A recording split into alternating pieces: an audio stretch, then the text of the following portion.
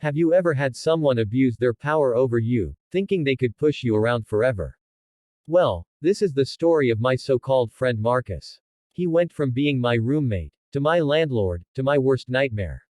But when he pushed me too far, I pulled off the sweetest exit he never saw coming. And trust me, the look on his face when I walked out. Absolutely priceless. If you've ever dreamed of standing up to someone toxic who thought they controlled your life, hit that like button, subscribe, and buckle in, because this is one of the most satisfying revenge stories you'll hear today. It all started back in 2006. I had just moved to Chicago for university. I was 19, broke, and honestly just excited to start a new life. That's when I met Marcus. He wasn't just another classmate, he quickly became one of my closest friends. We studied together, partied together, and I trusted him. But life pulled us in different directions. Marcus dropped out of school, got a decent finance job, and even bought his own downtown condo. One day, he called me up with what sounded like a generous offer. Hey, he said, why don't you move in with me? I've got a spare room. You can pay rent and we'll be roommates again. At first, it felt like a blessing. A cheap place to live. A nice condo. And a friend I already knew. What could possibly go wrong? The first few weeks were fine. We ordered pizza, stayed up late watching movies, laughed about old times.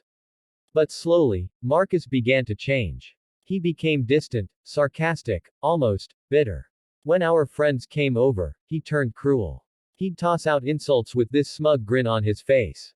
Things like, nice haircut, did you lose a bet? And if anyone got upset, he'd shrug and say, relax, I'm just messing around. But we all knew he meant it. He enjoyed tearing people down. Then, there was his aunt. Oh, his aunt. Loud, nosy, and constantly butting into everything. She would show up at the condo almost every other day, barging in like she lived there. Marcus, why's the fridge empty? Why's your roommate so quiet? You should make him pay more rent, you know. It felt like I wasn't just living with Marcus. I was living with him, and his overbearing family too. But the breaking point came with the cable TV incident. One night, I was studying in the living room when Marcus walked in with this smug grin. I'm upgrading to premium cable, he announced. It's $120 a month, so you'll cover half. I froze. Marcus, I can't afford that. I'm barely making rent as it is. His grin vanished, replaced by something colder. Then it's my TV, he snapped. You don't get a say in what's on. That one sentence hit me like a punch. It wasn't about TV, it was about control. Marcus wanted me to know, this was his condo. His rules. And I was just a guest. From that point forward, everything became a power play.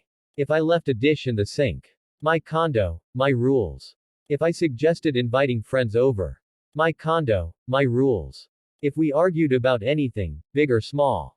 If you don't like it, move out. It became his weapon, his mantra. At night, lying in bed, I'd hear his words echo in my head. My condo, my rules. My chest would tighten. My fists would clench. And I would think, is this really my life? Then one night, after yet another stupid argument, I locked myself in my room, stared at the ceiling, and whispered to myself, I have to get out. I started spending hours online, searching for new places to live. And then, a friend came through. They knew of a cheap apartment across town. I checked it out, and it was perfect. I called my parents, nervous to tell them I wanted to leave. But instead of scolding me, they just said, good. We'll drive up and help you move. Just tell us when. And for the first time in months, I felt a flicker of relief. 2 weeks later, on a Saturday morning, my parents pulled up to Marcus's condo with their car. The look on his face. Absolutely priceless. He froze, staring at my parents carrying boxes inside.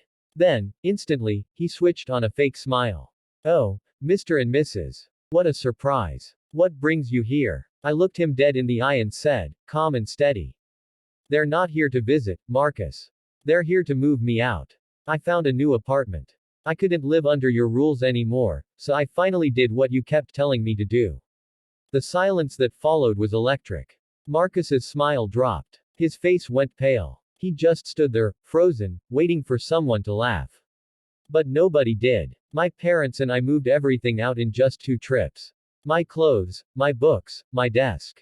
Gone. And when the last box was in the car, I turned back, dropped my keys on the counter, and walked out without saying a single word. Behind me, Marcus sulked off into his room powerless, speechless. A few hours later, my phone buzzed. It was Marcus. I'm really sorry for how I acted. I hope we can still be friends. I stared at the screen, a smile spreading across my face. My reply was short and sweet. Ha ha ha. And that was it. I never spoke to him again. My new roommate. He became one of my closest friends, and we're still tight to this day. Marcus, though. Karma didn't waste time. He couldn't pay the mortgage alone. Word spread about how he treated me, and nobody wanted to live with him. Within a year, he had to sell his condo, quit his job, and crawl back to his mom's house. But the sweetest part, it was finally turning his own words against him. If you don't like it, move out. Well, Marcus, I moved out. And the second I walked away, I took away the one thing you thought gave you power, control. Sometimes, the best revenge isn't yelling, or fighting, or slamming the door. Sometimes, the best revenge is walking away calmly, while karma does the rest. If this story made you smile, smash that like button. And tell me in the comments, what's the most satisfying revenge you've ever pulled off, or seen happen in real life?